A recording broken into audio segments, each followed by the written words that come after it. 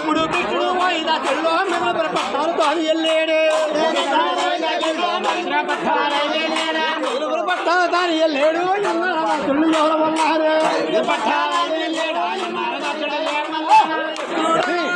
చెల్లు దొరికేడయ్యదో చెల్లు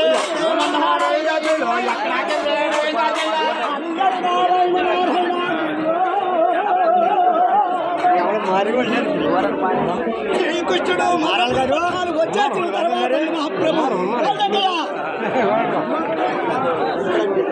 హక్కురుడు ఏమని పట్టుకుని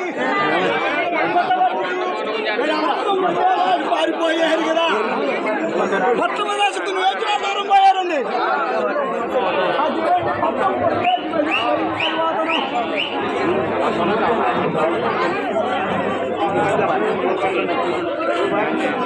రోజులు పోయిన తర్వాతను మధురాపురంలోని వర్షాలు పట్టడం మానేసాయి కదా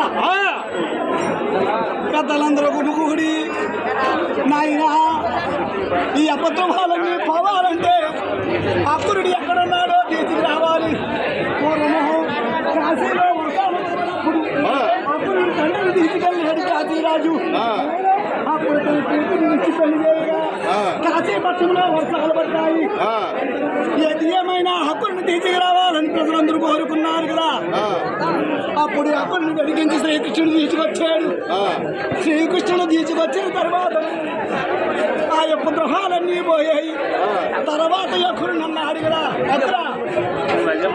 ప్రజల వేదిక నిందా అన్నంతటి వాడేయో మాటించాడు భక్తుడు కాబట్టి నీ దగ్గరే ఉండాలి సమంతకమని నేను కాదను నా దగ్గర ఉన్నాననుకుంటున్నాడు వాడు నా దగ్గర ఉందో నీ దగ్గర ఉందో ఇప్పుడే నిరూపించమన్నాడు కదా వస్త్రాల సాటుని దగ్గర సమంతకమని సభలో ఆకులు తీసి ఇచ్చేది మహాప్రభు అప్పుడు అక్కడ ఉన్న వాళ్ళందరూ కృష్ణుని నమ్మారు ఆ యొక్క మణిని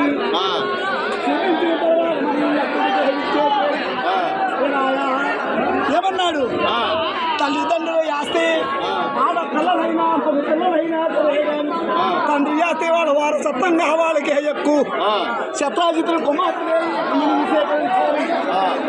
అప్పైన ఆస్తాన్ని వాడదే కాబట్టి వాళ్ళ మనిని వాళ్ళకి ఇచ్చేమని శ్రీకృష్ణుడు చెప్పి ఉన్నాడు కదండి మహాప్రభు అది ఇచ్చిన తర్వాతను తండ్రి గారికి దానికి రామ రామ రామ రామ రామ కృష్ణుడు వైపుడు పెళ్ళిళ్ళు తారుగయ్యాయి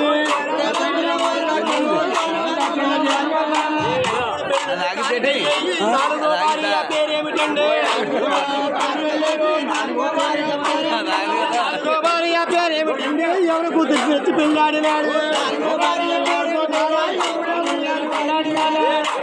తెచ్చి పెళ్ళాడినాడు వైరాలు చెప్పండు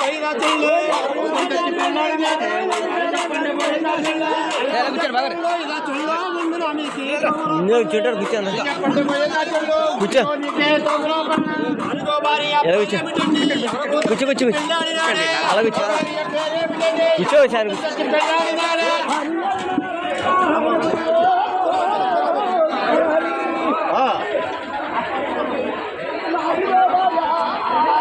సూర్యుని కుమార్తె కాళిందిని పెళ్లి చేసుకున్నాడు కదా మహాప్రభు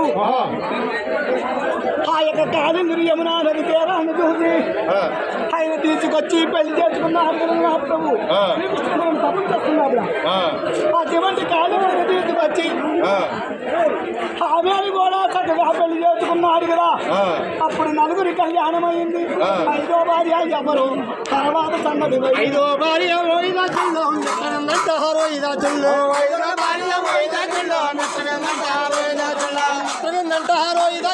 మేనత్త కూతురు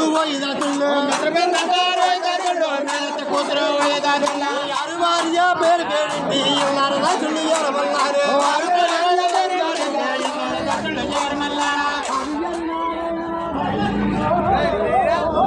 ఏమైనా కూతురు చెప్పా ఏమైనా కూతురు అడిగిద్దులన్నీ ఏ ఒక్కరు కూడా ఒక్క రూపాయి కూడా కట్ట కానుకలు ఇవ్వలేదు కదా పరమాత్ముడికి కోసల దేశాన్ని పరిపాలించే నాగల చిత్త వెంటనే రాజు తన కుమార్తెని ఇచ్చి పెళ్లి చేసాడు కదండి మా ప్రభు. 7 రుస్వాలను ఎవడైతే బంధించగలడో వాడితే నా కుమార్తెని ఇస్తానన్నాడు. దేశ దేశాల రాజులందరూ వచ్చారు. ఆ యొక్క 7 రుస్వాలను బంధించలేక యజ్ఞతులు చెందారు, పరాజితులైపోయారు. అటువంటి సమయమున శ్రీకృష్ణుడు ఆ 7 రుస్వాలను బంధించి నాగరజిత్తుని పెళ్లి చేసుకున్నాడు. అటువంటి నాగరజిత్తుని పెళ్లి చేసుకోగా శ్రీకృష్ణ పరమాత్ముడు ఆ యొక్క కోసల రాజు ఏమేమి కానుకలు తన కానుకలు ఇచ్చాడు. గురువులు ఇచ్చాడు రాజుల్లో రాములు ఇచ్చాడు రాజుల్లా ఇచ్చాడు రాజుల్లో దాసి జనాలు ఇచ్చిన్నాడు. రథాలు ఇచ్చాడు చిన్నాడు. వాటికి కూడా లెక్కలున్నాయి. లెక్కలున్నాయి. వాళ్ళెక్కలైతే మర్చిపోయారు.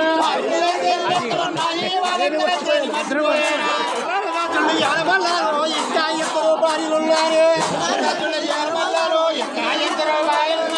ఇంకా ఇద్దరు భార్యలు ఉన్నారు. వారి పేరే రోహిదాచులు. ఇద్దరు భార్యలు ఉన్నారు. వారి పేరే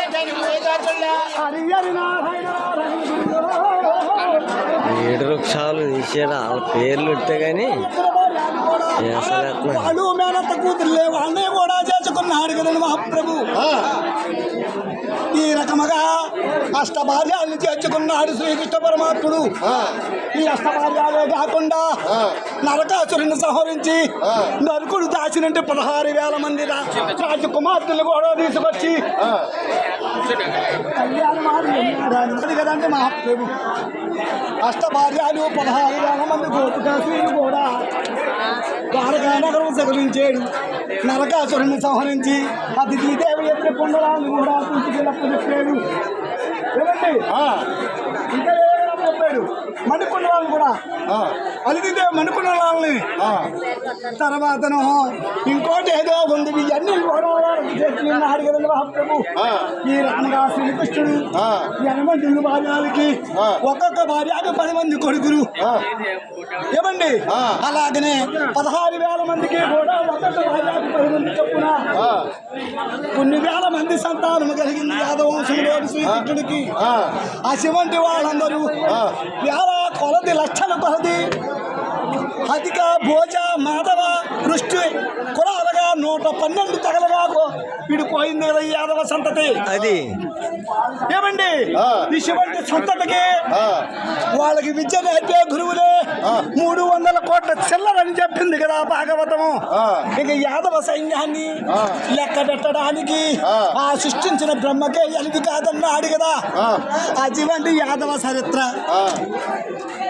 అటువంటి దేవతలే యాదవులై పుట్టి ఋషులే గోవులై పుట్టి ఎంత కీర్తి పొందించినట్టు శివనారాయణ యదు వంశంలో పుట్టి ఇంత ఘన కీర్తిని మనకప్పచెప్పి పుట్టిన కానిండి పెరిగిన దాకా భారతత్వంలో కూడా తన నోటంతా మంచి వాక్యాలతో పలికి గీతను ఉపదేశించి మనస్తాపాన్ని చెదరగొట్టి భూభారాన్ని తగ్గించి 18 రోజులు 18 క్షోణీల సైన్యాన్ని బలిచ్చి ఈ భూమిని రక్షించేడు మహానుభావుడు. అటువంటి మహానుభావుడు పుట్టిన వంశములో పుట్టి ఈ గడ్డ పైన ఈ జంబోద్వీపంలో ఈ భారత ఖండం ఈ భారతవర్షం ఈ భరత భూమి ఇటువంటి భరత భూమి నందు మానవుడిగా జన్మించి ఎన్నో గంగా యమున సరస్వతి కావేరి భద్ర ఈ యొక్క భూమి భరత భూమి ఇటువంటి భూమి మీద పుట్టి అందులో యాదవులమై పుట్టి ఎంత గర్వముగా చెప్పుకోవాలి. ఆ యొక్క భారత భాగవత గ్రంథాలను చదవాలి. అందరూ చదవాలి.